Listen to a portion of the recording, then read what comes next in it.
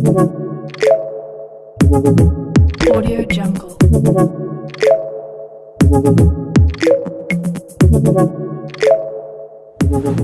नमस्ते विद्यार्थी मित्रांनो, आजच्या व्हिडिओमध्ये आपण बघणार आहे की तुमचा रिझल्ट जो आहे तो रिझल्ट कधी लागेल. तसेच त्याचबरोबर बघा, रिझल्ट लागल्यानंतर जी आपली मेन प्रोसेस सुरू होत असते डायरेक्ट सेकंड इयर ॲडमिशन. तर डायरेक्ट सेकंड इयर ॲडमिशन संबंधीही बऱ्याच विद्यार्थ्यांचे काही डाऊट आहेत, त्याच्यावरती पण आपण डिस्कशन करणार आहे. जसं की डायरेक्ट सेकंड इयरला TFWS असतं का, डायरेक्ट सेकंड इयरला नेमक्या जागा किती असतात, डायरेक्ट सेकंड इयरला आपण ब्रँच चेंज करू शकतो का, तसेच डायरेक्ट सेकंड म्हणजे डिप्लोमा केल्यानंतर आपण डायरेक्ट सेकंड इयरला जर नंबर नाही लागला तर फर्स्ट इयरला ॲडमिशन आपण घेऊ शकतो का, है ना. तसेच मायग्रेशन सर्टिफिकेट, हे मायग्रेशन सर्टिफिकेट आहे हे ॲडमिशनच्या वेळेस लागतं का, लागतं तर कोणत्या इन्स्टिट्यूटला लागतं, आणि मायग्रेशन सर्टिफिकेट अप्लाय कसं करायचं याच्यावरती आपण पूर्ण डिस्कशन करणार आहे विद्यार्थी मित्रांनो.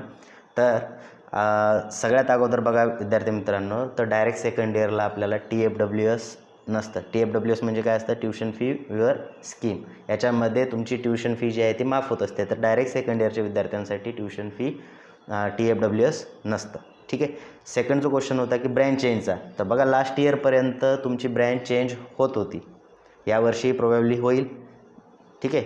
तर ब्रँच चेंज म्हणजे कसं, तर पॉलिटेक्निकला तुमची मेकॅनिकल ब्रँच होती, तुम्हाला पाहिजे डिग्रीला कॉम्प्युटर. ठीक आहे. तर तुमची डायरेक्टली ऑप्शन फॉर्म भरताना तुम्ही कॉम्प्युटरचं ऑप्शन टाकू शकत होते मागच्या वर्षापर्यंत. ठीक आहे. आता डिप्लोमाला काय झालेलं आहे की डिप्लोमाच्या डायरेक्ट सेकंड इयरला पण ITI तुम्ही कोणत्या याच्यात केला तरी तुम्हाला तुमचा डिप्लोमा जो आहे तो दुसऱ्या ब्रँचमध्ये करता येतो. त्यामुळे डायरेक्ट सेकंड इयरला तुमची ब्रँच चेंज करता येते. ठीक आहे. त्यानंतर बघा की डायरेक्ट सेकंड इयरला इन केस एखाद्या कॉलेजला सीट किती असतात, तर प्रत्येक कॉलेजला डायरेक्ट सेकंड इयरसाठी फक्त 10% of total intake in first year. First इयरला जर एखाद्या कॉलेजचा इनटेक 60 असेल तर डायरेक्ट सेकंड इयरला जागा किती असतात, त्याच्या 10%, म्हणजेच 6 जागा असतात फक्त. ठीक आहे. त्यामुळे डायरेक्ट सेकंड इयरला कॉम्पिटिशन खूप आहे.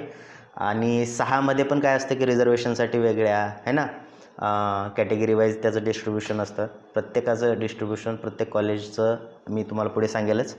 ठीक आहे. त्यानंतर बघा की फर्स्ट, आता इन केस जर सेकंड इयरला नंबर लागला नाही आपला, है ना, तर फर्स्ट इयरला आपण ॲडमिशन घेऊ शकतो का, कारण आपली तर 12वी झालेली नसते, CET दिलेली नसते. तर डेफिनेटली विद्यार्थी मित्रांनो, तुमचं जर डिप्लोमा झालेला असेल तर तुम्ही BE फर्स्ट इयरला पण ॲडमिशन घेऊ शकता. तसेच बघा, काही विद्यार्थ्यांना काय करायचं असतं, BTech करायचं असतं, काही विद्यार्थ्यांना BE करायचं असतं.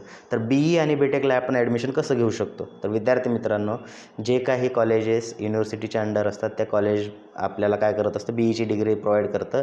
आणि जे कॉलेज प्रायव्हेट आहेत, जसं की त्याच्या अंडर फक्त टेक्निकल इन्स्टिट्यूट आहेत असे कॉलेज काय करतं, किंवा प्रायव्हेट कॉलेज आहेत असे कॉलेज, प्रायव्हेट युनिव्हर्सिटी असेल तर हे कॉलेज काय करतं, तुम्हाला BTechची डिग्री प्रोव्हाइड करतं. ठीक आहे. त्यामुळं तुम्ही जर BTechची डिग्री पाहिजे असेल तर एक फॉर एक्झाम्पल म्हणून सांगतो की बाटू जी आपली युनिव्हर्सिटी आहे लोणेरची, तर बाटूच्या अंडर जेवढे कॉलेजेस आहे त्या कॉलेजला ॲडमिशन घेतलं तर तुम्हाला सिम्पली BTechची डिग्री भेटून जाईल, है ना. हां, तर हे झालं BE BTechचं. आता ब्रँच चेंजचाही झाला विषय. आता राहिला प्रश्न मायग्रेशनचा. तर विद्यार्थी मित्रांनो, मायग्रेशन जे आहे, मायग्रेशन सर्टिफिकेट हे BEसाठी लागतं. कोणत्या, काही इन्स्टिट्यूटला लागतं, काही इन्स्टिट्यूटला लागत नाही. आता हे कसं डिफरन्शिएट करणार आपण, तर विद्यार्थी मित्रांनो, मायग्रेशन सर्टिफिकेट म्हणजे काय असतं, तर एक युनिव्हर्सिटी चेंज असतो किंवा बोर्ड चेंज असतं. तर आपली डिप्लोमाची MSBT युनिव्हर्सिटी होती. MSBTच्या अंडरमध्ये जेवढे कॉलेजेस आहेत त्या कॉलेजमधनं जर आपल्याला डायरेक्ट सेकंड इयरला ॲडमिशन घ्यायचं असेल तर जे काही गव्हर्मेंट कॉलेज आहेत, गव्हर्मेंट ऑटोनॉमस असतील किंवा गव्हर्मेंट नॉन ऑटोनॉमस असतील, तसेच private college which are under युनिव्हर्सिटीच्या अंडर असणारे प्रायव्हेट इंजिनिअरिंग कॉलेज जे आहेत, या कॉलेजला किंवा गव्हर्मेंट कॉलेज ऑटोनॉमस असेल किंवा नॉन ऑटोनॉमस असेल, या सगळ्या कॉलेजला आपल्याला मायग्रेशनची गरज पडत नाही. फक्त जे प्रायव्हेट कॉलेज आहेत किंवा जे प्रायव्हेट युनिव्हर्सिटी आहे, तर अशा प्रायव्हेट युनिव्हर्सिटीमध्ये म्हणजे जे युनिव्हर्सिटीच्या अंडर येत नाही त्यांची स्वतःची युनिव्हर्सिटी आहे, अशा कॉलेज काही मायग्रेशनची डिमांड करतात. त्यामुळे तुम्हाला मायग्रेशन सर्टिफिकेट, जर अशा कॉलेजला नंबर लागला तर मायग्रेशन सर्टिफिकेट लागेल. ठीक आहे. तर मायग्रेशन सर्टिफिकेट कसं मिळवायचं, त्यासाठी विद्यार्थी मित्रांनो काय करावं लागेल तुम्हाला, तर MSBTच्या साईटवरती जायचं आहे. स्टुडंट सेक्शनमध्ये खाली मायग्रेशन सर्टिफिकेटची लिंक आहे, त्याच्यावरती क्लिक केल्यानंतर 300 रुपये पे केल्यावर तुम्हाला मायग्रेशन सर्टिफिकेट येतं. ठीक आहे. साधारणतः त्याला 15 ते 1 महिना 15 दिवस ते 1 महिना वेळ लागतो. त्यामुळे जर तुम्ही अप्लाय केलेलं नसेल तर आत्ताच करून द्या. इन केस जर तुमचा नंबर अशा इन्स्टिट्यूटला लागला ज्या ठिकाणी मायग्रेशन सर्टिफिकेटची डिमांड आहे, तर तुम्हाला नंतर 1 महिना वेळ तुमचा वाचून जाईल. ठीक आहे.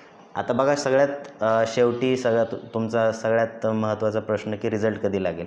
ठीक आहे. तर रिझल्ट विद्यार्थी मित्रांनो, जसं की 3rd वीकमध्ये लागणार होता बट लागलेलं नाही. जास्तीत जास्त मी सांगितलं होतं मागच्या व्हिडिओमध्ये की 4थ्या वीकमध्ये तुमचा रिझल्ट लागेल. आता 4था वीक आहेच की, ते आता 3 दिवस राहिलेले आहेत. तर 3 दिवसामध्ये तुमचा रिझल्ट हा डेफिनेटली लागून जाईल. ठीक आहे. तर रिझल्ट लागल्याबरोबर तुमची डायरेक्ट सेकंड इयरची ॲडमिशन प्रोसेस जवळपास 8 दिवसामध्ये सुरू होईलच. त्याच्यासोबतच तुम्ही डॉक्युमेंट वगैरे सगळे तुमचे रेडी ठेवा आणि डायरेक्ट सेकंड इयर ॲडमिशनसाठी मी तुम्हाला स्टेप बाय स्टेप गाईड करणारच आहे की रजिस्ट्रेशन फॉर्म कसा भरायचा, वॅकन्सी कशी चेक करायची, सीट मॅट्रिक्स कसा बघायचा आहे ना, प्रत्येक कॉलेजला किती. नाहीतर काय होते की तुमची कॅटेगरी सपोज SC कॅटेगरी आहे आणि SC कॅटेगरीचे त्या ठिकाणी वॅकन्सी मॅट्रिक्स जर पाहिला आपण, त्याच्यामध्ये जर जागाच नसेल SCची, तर त्या ठिकाणी अप्लाय करून उपयोग होणार नाही. त्या ठिकाणी तुमचा नंबर लागणारच नाही आहे ना. त्यामुळे आपल्याला तो वॅकन्सी सीट मॅट्रिक्स कसा बघायचा ते बघता येणं खूप महत्त्वाचं आहे ना. तर विद्यार्थी मित्रांनो, बघा आता रिझल्टबाबत सांगायचं झालं तर ऑलरेडी तुम्ही अभ्यास वगैरे केला आहे, पेपर दिलेला आहे. आता तुम्ही त्याच्यामध्ये काही चेंज करू शकत नाही. आपलं काम होतं तीर मारायचं. तीर मारलेले आहेत आपण. ठीक आहे. आता काही जणांचे तीर टार्गेटला लागतील, काही जणांचे मिस होतील.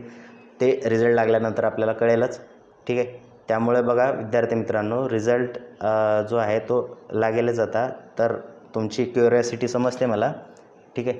आता रिझल्ट लागल्यानंतर बघा, जे फायनल इयरचे विद्यार्थी आहेत, तर फायनल इयरच्या विद्यार्थ्याचं कसं असतं की चेकिंग जी आहे ती नॉर्मली सॉफ्ट हँडनं चेक केली जाते. कारण त्यांना माहिती असतं की फायनल इयरचे विद्यार्थी आहेत, यांना परत दुसरा चान्स भेटणार नाही. त्यामुळे जर 28च्या जवळपास कमी मार्क पडत असतील तर 28पर्यंत नेणं, किंवा 18 मार्काला जर 18 मार्काच्या जवळ जर असेल, 16 मार्क पडत असतील तर 18 मार्कापर्यंत नेणं, असे प्रोसेस फायनल इयरच्या विद्यार्थ्यांसाठी केली जाते. बट काही विद्यार्थी असे असतात की फायनल इयरचे आता यावेळेस कॅरी ऑन होता, तर फायनल इयरचे विद्यार्थी बट लोअर सेमिस्टर त्यांचं पेंडिंग होतं, जसं की 4th सेमिस्टर असेल, 3rd सेमिस्टर, त्याचं जर पेपर बॅक असेल तर त्याला नॉर्मल पद्धतीनं चेक केलं जातं. ठीक आहे.